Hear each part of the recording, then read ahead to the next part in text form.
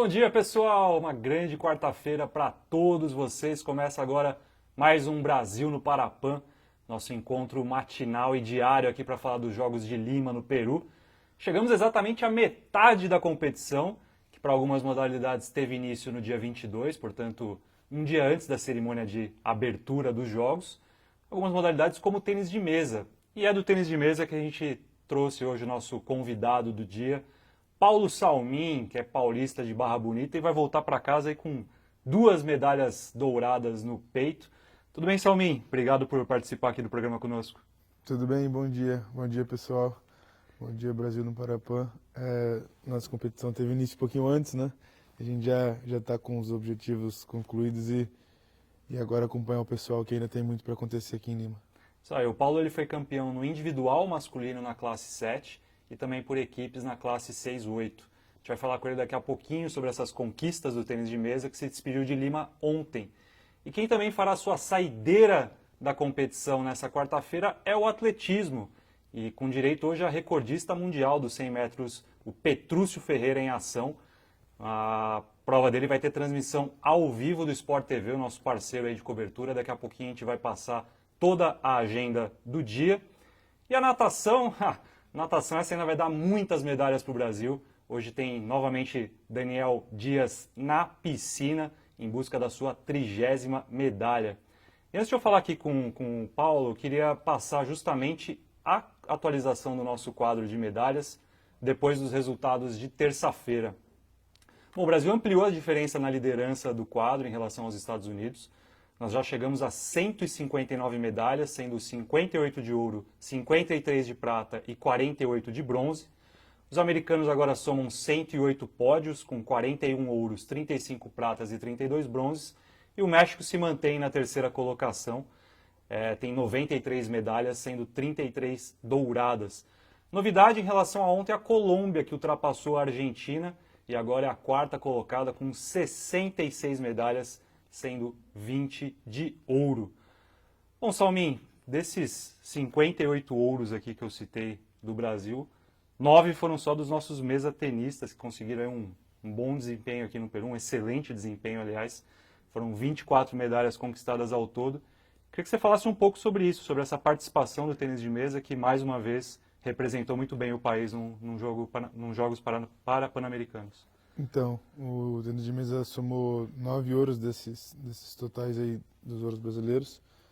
E avaliando tecnicamente aqui o nível em si do tênis de mesa na América aumentou bastante, como acontece no esporte olímpico. Existem jogadores morando na Europa que jogam pelo Chile e outras categorias que competem a âmbito mundial. Então, se for comparar nível de Toronto para cá, o nível do tênis de mesa na América subiu muito em 4 anos. Principalmente esse que eu falei, o Chile conseguiu aumentar muito a produção em relação ao último PAN. E existem mais alguns talentos individuais em alguns países pontuais que também aconteceram, mas o Brasil conseguiu manter essa hegemonia de bons resultados.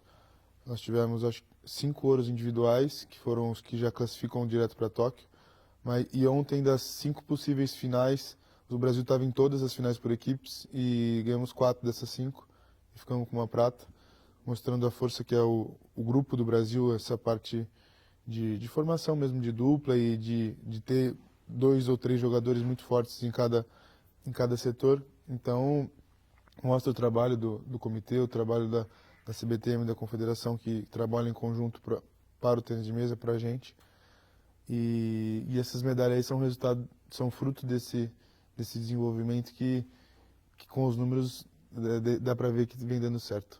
É isso que o Paulo comentou, é importante. O tênis de mesa é uma das modalidades aqui dos Jogos Pan-Americanos que classificam diretamente para Tóquio os atletas nas classes individuais. O Paulo, portanto, já carimbou o seu passaporte para o Japão.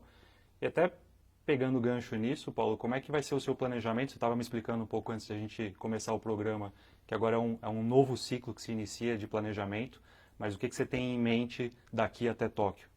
Agora, essa semana falta um ano para Tóquio, né? Uhum. Acho que agora a gente vai ter esse um ano de trabalho, pensando já agora como foco final para a Olimpíada, já que eu estou classificado agora.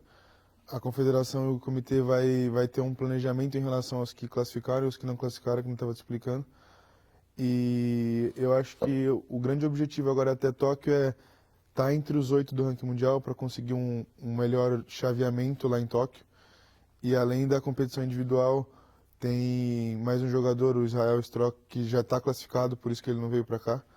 E nós devemos fazer equipe lá. Lá a equipe não junta 6, 7, 8 como foi aqui, junta 6 e 7. Nós dois somos 2, 7. Então é uma boa possibilidade para a gente ser os dois máximos, né? Como somos 2 classe 7, a gente tem uma boa possibilidade. A gente é muito entrosado, a gente já joga no circuito há bastante tempo. Nós temos uma dupla muito forte que ele é canhoto e eu sou destro, que para a dupla é muito importante. Então agora a gente vai sentar, vai conseguir nem comemorar muito, mas já conseguir planejar como vai ser esse próximo ano de planejamento. Ajudar a somar também o pessoal que precisa ainda classificar até março do ano que vem, que é quando fecha a lista. E continuar trabalhando, que é o que a gente já viu que não tem muito segredo em relação a isso e no que depende da gente vai ter muito engajamento e muita força. O Paulo também estava comentando comigo, você entrou para competir todos os dias aqui em Lima, né? Sim, dos 6 dias eu competi 5, porque o individual eu peguei Bion, eu entrei direto, né? Mas mesmo assim são 5 dias duros, nesse que eu não joguei, eu treinei também. Ontem até uma curiosidade foi legal a final que jogam 2 jogadores, né, na equipe, e só que escrevem 3, né? E ontem na final o Manara, que era o atleta que eu estava jogando dupla até então, tá com uma suspeita de lesão no ombro, não sei se grave porque não foi feito o exame de imagem ainda, mas a gente teve que mudar a dupla no último momento por causa dessa lesão que ele teve na semifinal durante o jogo. Ele conseguiu reverter um jogo que estava 2-1, 5-1 contra a Colômbia na semifinal. Ele ganhou, depois eu voltei e ganhei meu jogo de um atleta que era uma classe mais alta que a minha. E aí ontem contra os Estados Unidos a gente mudou toda a tática, joguei com um jogador que eu nunca tinha jogado dupla até então, mas mesmo assim deu certo, mostrando que a gente tinha quase que uma gordurinha a se queimar por conta da excelência técnica que a gente chegou para cá, para confirmar o resultado, para estar exercendo nossa melhor performance, que é uma frente que a gente vem trabalhando muito. E graças a Deus e graças a toda a equipe multidisciplinar e todo mundo que está lá no CT Paralímpico está por trás da gente, deu certo. O Paulo, apesar de ele ser jovem, ter só 25 anos, ele já é um veterano aí de parapans. Esteve em Toronto, quando também conquistou 2 medalhas de ouro, no individual e por equipes. Foi para Guadalajara em 2011 também, na ocasião ele ficou com a prata no individual e com o ouro por equipes. Então já tem uma trajetória bem bacana de conquistas na carreira. E até falando sobre a tua carreira, como é que surgiu o tênis de mesa? Quando é que surgiu essa paixão? Quando que você começou a praticar realmente para valer essa modalidade? Eu sempre, desde pequeno, fui muito competitivo e ligado ao esporte, assim, sempre gostei muito. E menino do interior, né, gostava muito de mato, de brincar, de jogar bola, sempre jogava bola de muleta e fazia várias coisas. E aí no colégio, uns amigos meus já treinavam, não em alto rendimento, mas treinavam já num nível bom. Eles ganharam um campeonato escolar estadual lá em São Paulo e levaram um baita troféuzão na sala. E eu falei, caramba, troféuzão legal, acho que eu vou atrás de um desse aí também. E aí me chamaram, eu comecei brincando com um grupo de atletas olímpicos, no caso, que não tinha nada específico para o Paralímpico até então. E eu já queria ser o melhor daquele grupo e a minha técnica, depois que viu que eu tinha uma tendência, tinha uma coordenação boa, começou a falar para mim da possibilidade de um dia eu vir a jogar, porque eu tinha muita habilidade comparado com os jogadores e tinha uma opção por ser atleta paralímpico. E aí, desde então, eu fui entrando no esporte tudo muito precoce. A primeira competição em âmbito nacional que eu joguei, eu ganhei com 14 anos. Eu joguei uma Copa do Brasil em 2008, que foi minha primeira competição. Eu joguei e ganhei, mas meio que sem entender o que estava acontecendo, né? Cheguei lá para brincar, molecão, ganhei. Falei, pô, então Dá para levar a sério isso aqui. então vamos embora. Aí tive que alinhar os estudos com a escola, o estudo com o esporte, que chega uma hora que é difícil de conciliar, mas consegui terminar o ensino médio. Hoje eu vivo de esporte, eu tenho uma carreira full-time em relação ao esporte, moro em São Paulo, treino no Centro Paralímpico por conta do esporte e já é meu terceiro ciclo que eu vivo, né? Eu fui para Londres, fui para o Rio e agora estou classificado para Tóquio. E o tênis de mesa foi entrando de um jeito que chega uma hora que você não sai mais, né? Você não sabe mais o que é a vida de atleta e a sua vida é particular. paralela. Então você, às vezes, por exemplo, agora a gente vai ter uns dias de descanso, mas o esporte não sai da cabeça, pelo menos, sabe? A gente continua acompanhando, vai ter um campeonato da República Tcheca agora semana que vem. A gente já pensa nos resultados, já pensa em ranking, gente que está perto de você que pode passar. Então, você tenta sair, mas ele não sai de você nunca mais. É uma coisa que faz parte da sua vida. Para o Brasil é ótimo ter um atleta como o Paulo conquistando medalhas nessas competições tão importantes. Vamos aproveitar para falar também dos outros destaques de ontem. Vamos começar pelos esportes coletivos. Teve mais seleção aí carimbando também passaporte para Tóquio. O vôlei feminino sentado disputou a semifinal contra o Canadá, venceu por 3-0. Vai encarar os Estados Unidos hoje na final. Só que como os Estados Unidos já têm a vaga paralímpica garantida por serem as atuais campeãs do mundo, o Brasil então automaticamente também classificou-se para o Japão. As meninas já fizeram uma festa bem bonita ontem na quadra. Parabéns para o vôlei feminino sentado por essa conquista, e daqui a pouquinho eu passo também o horário da decisão. Os meninos do vôlei sentado também ganharam a semifinal, bateram os colombianos, e hoje mais um confronto Brasil e Estados Unidos. Aí sim, quem ganhar vai conseguir garantir a sua vaga para Tóquio. No goalball, a seleção masculina ganhou da Guatemala por 14-4 e logo mais disputa aqui as quartas de final contra os donos da casa, os peruanos. O Brasil com excelente chance de chegar até a semifinal. As meninas perderam, infelizmente, para os Estados Unidos por 4-2, uma partida super tensa, disputada, mas ainda é fase classificatória, tem outros 2 jogos pela frente para confirmar essa classificação para as semifinais. Mudando agora um pouquinho para o atletismo, a gente vai falar aqui que foi um dia mais modesto para o atletismo, mas assim, modesto na comparação com os dias anteriores, porque ainda assim teve muita medalha, foram 11 ao todo, sendo que 5 foram de ouro. Eu vou passar aqui os nossos medalhistas de ouro. O Cícero Valdiran, ele venceu o lançamento de dardo F57. O Yeltsin Jacques ganhou os 1.500 metros T13 para atletas com baixa visão e foi uma chegada super emocionante contra o americano Joel Gomes. Na reta final, ali nos instantes finais, o Yeltsin conseguiu ultrapassar e conquistar o ouro. Nosso Parré venceu mais uma, ganhou os 100 metros T53 para cadeirantes. O Fábio Bordignon foi o mais veloz nos 100 metros T35 para paralisados cerebrais.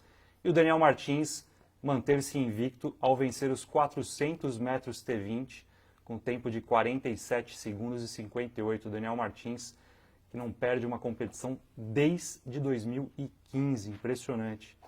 Passando para a natação, a natação viveu o seu dia de mais conquistas, foram 18 ao todo, sendo 7 medalhas de ouro, 7 de prata e 4 de bronze.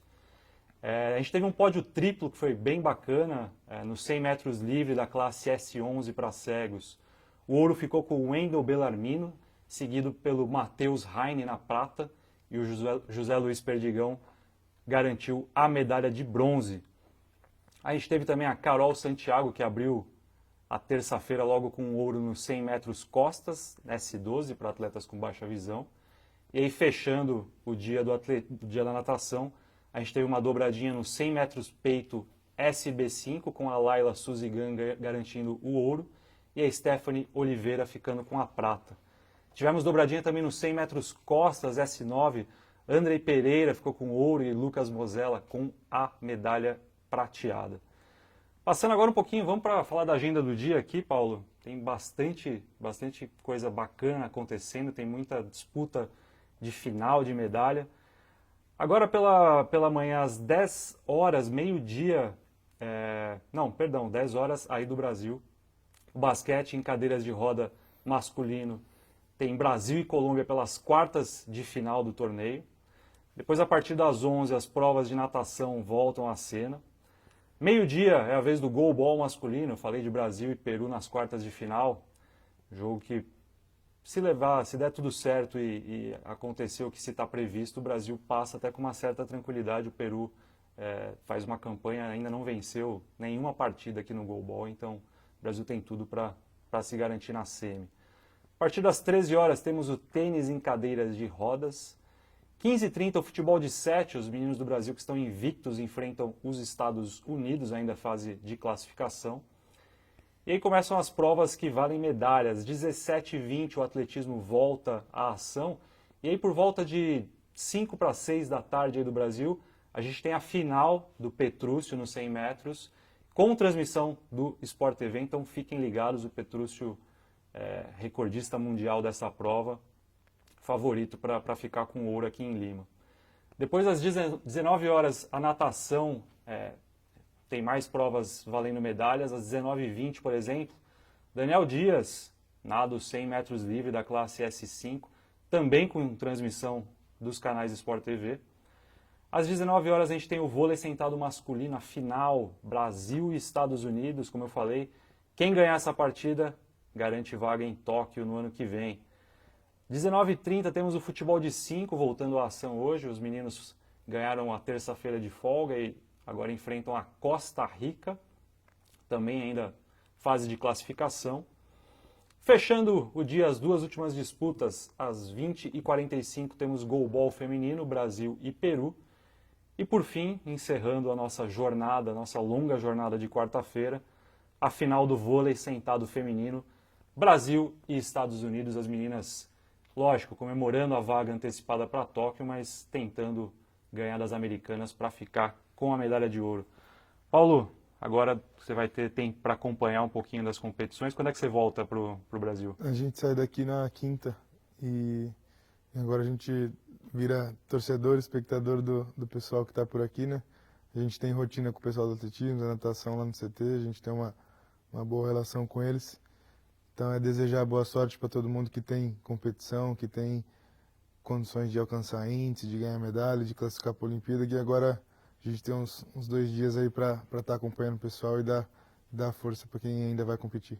É muito bacana nas arquibancadas, a gente acompanha ali nas quadras, nos campos. Sempre tem atleta das outras modalidades torcendo, incentivando. O Paulo vai engrossar esse couro brasileiro nas arquibancadas. A gente sabe o quanto é importante, né? Como o nosso começou antes, a gente já acabou essa ansiedade de atleta um pouco antes deles. E agora, no que a gente puder ajudar e dar força para os mais novos que estão chegando, para o pessoal que já tem uma experiência, a gente vai estar lá. Isso aí. Paulo, obrigado pela participação. Mais uma vez, parabéns por essas duas conquistas. E agora, boa sorte já pensando em Tóquio no ano que vem. Obrigado eu pela oportunidade, no Brasil no Parapan. E agora a gente vai trabalhar muito nesse próximo ano aí para a gente estar conversando daqui a um ano, talvez com uma medalha lá no Japão. Tomara. É isso, gente. Sempre lembrando, sigam as redes sociais do CPB, hashtag Brasil no Parapan. A gente mostra sempre tudo que está acontecendo aqui em Lima. Voltamos a nos falar na quinta-feira amanhã para mais uma edição do Brasil no Parapan. Forte abraço, uma grande quarta-feira para todos e até mais. Tchau!